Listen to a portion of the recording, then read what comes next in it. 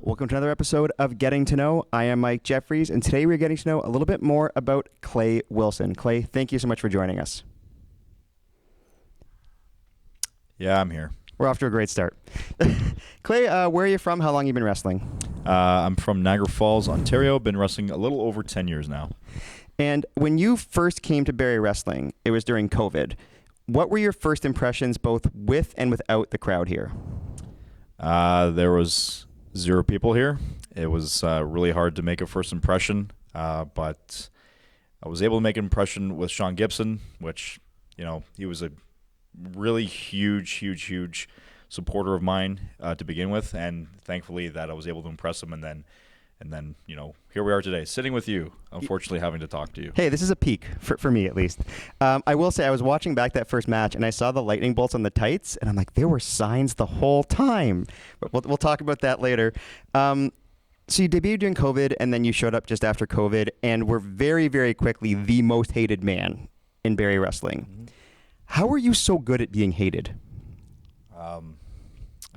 I don't know, man. It's just something that I just carry with my cadence, and I get it every day, but it doesn't really bother me anymore.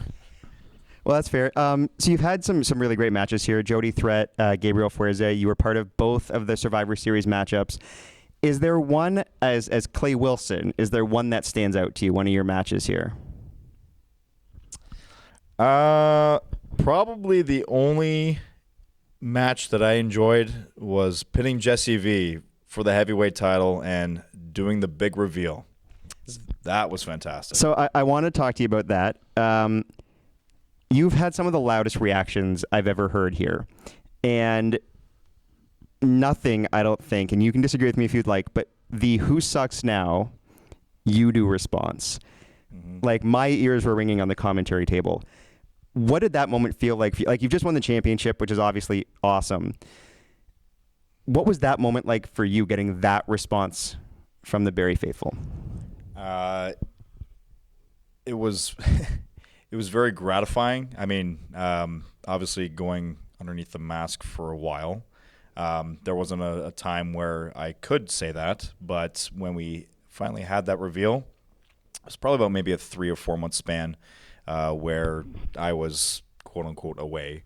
But when that reveal happened, and then obviously doing what I always do, I say my catchphrase, and the crowd responded. That was gratifying to know that the crowd remembered me, but also to let me know how they ultimately felt in that moment. And so in unison. Yep. Now, you as Electrico, and if you say you knew, you're a liar, because nobody knew. And I've watched back, and I've gone like slow-mo, the wide shot, just the wide shot of you revealing. And I love watching all the different reactions from the people. Nobody knew. How hard was it for you to hide that from all of us? Because we didn't know. How difficult was it to change all of your mannerisms, all of how you work in the ring, to keep that lie going? I had to change a lot of my training. I had to do different styles of luchador, and that was just not just going to one school. That's going to several training schools. Being able to learn from other different trainers, and then you can get other tools on your belt, and also presentation. I had a really good gear maker, Sway Archer. Sway does most of the TNA, for my understanding, he does most of the TNA's talent gear. I've used Sway before. I needed Sway to get that project underway and do a full bodysuit, and cover up any blemishes, any imperfections, so that no one knew that they could physically look at me and say, is that Clay? It's like, I can't really tell because everything's all covered up.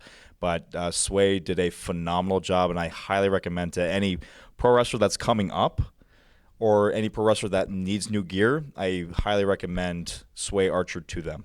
Yeah, shout out Sway Archer. Really nice guy. I've had a chance to meet him a couple of times. Really nice guy and very, very talented.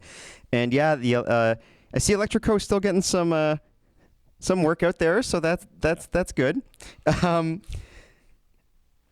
What is the best style of a backbreaker? Probably the ones that are correctly called on the mic when. So none of them in Barrie Wrestling. Yeah, none of them Barrie Wrestling. I have no idea who the announcer is that keeps getting the backbreakers wrong.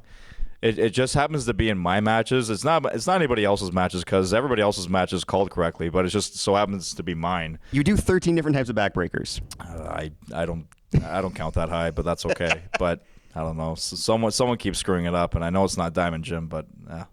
So when did you realize that like you were like a backbreaker guy, like that was a big part of your moveset? It's just an easy spot to target. I don't know. It's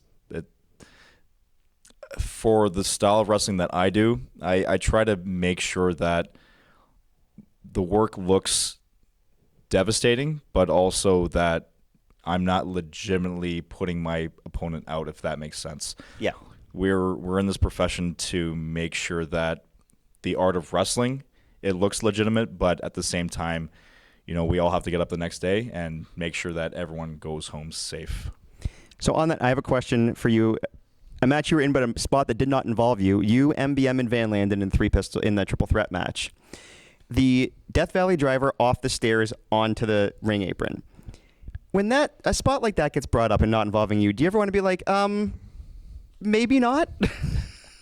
You have to be willing, and you'd have to obviously do your neck bridges for training before you take any dangerous type of move like that. But it is a hard move to pull off. But yeah, it's really cringe to watch. Yeah, I have learned from talking to MBM that he's just nuts. Mm-hmm. So works for him. Fun question for you. You are the biggest lacrosse fan in our locker room. That's a wrestler. Like, I don't know. You and Diamond Jim can fight about who the bigger fan is. Maybe have a drinking contest. So Sean Gibbons like, I'm going to book a tag match. You get to pick any lacrosse player as your teammate. Who are you tagging with? You're asking me who I want to have as my tag partner for lacrosse? Ooh. Any lacrosse player that's going to tag with you.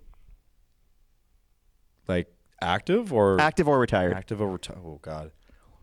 Retired, I would say Billy D. Smith. Billy D. Smith, he has the record for the most penalty minutes out of anyone in the league. You probably fact check me on that, but for when I started watching lacrosse, every game, whether it was home or away, Billy D would always get roughing, fighting, cross check from behind, any calls that were made against a Buffalo Bandit player, there was always Billy D. Smith, and he would always be in the box all the time. He'd always be fighting. He'd always be roughing up guys, but he is a tough dude. He's a legitimately tough dude, and you do not want to pick a fight with him ever because you would lose every single time. That's fair. I remember my vice principal and basketball coach was Terry Bullen, who was playing for the Toronto Rock at the time. Okay. And really nice guy. And I remember watching a game, and I'm like, he just beat the brakes off of somebody. Yeah, dude. When he tells you to get into class, you get into class. Yeah, dude. No, lacrosse, if you don't watch it, it's a great game. Oshawa's getting a team, which is kind of unfortunate for everything. Oshawa, that's one thing we can agree on. Oshawa sucks. God, I hate going to Oshawa. I hate being in Oshawa, and I hate driving through Oshawa and leaving Oshawa. Sorry, leaving Oshawa is the best part, but if you can make through traffic, that is just a whole nother ball game, man. Oshawa, you suck. Sorry, I'm loving this. My wife's from Oshawa, so this is so great. Yeah. Does your wife still live in Oshawa? No. Thank God. Yeah, only good thing to come out of Oshawa. All right, Clay, thanks so much for joining. Where can people find you on social media? Social media, easiest way to look me up, Instagram, at the Clayton Wilson. Facebook, it's just Clay Wilson. Twitter or X, sorry, I don't use that too much, but X, at the Clay Wilson. Thank you so much, and go Bandits. Go Bandits. The biggest Buffalo Bandits fan you'll find. Go for a fourth ring. Let's go, baby. Thanks so much for joining us, Clay. Appreciate it. And good luck tonight.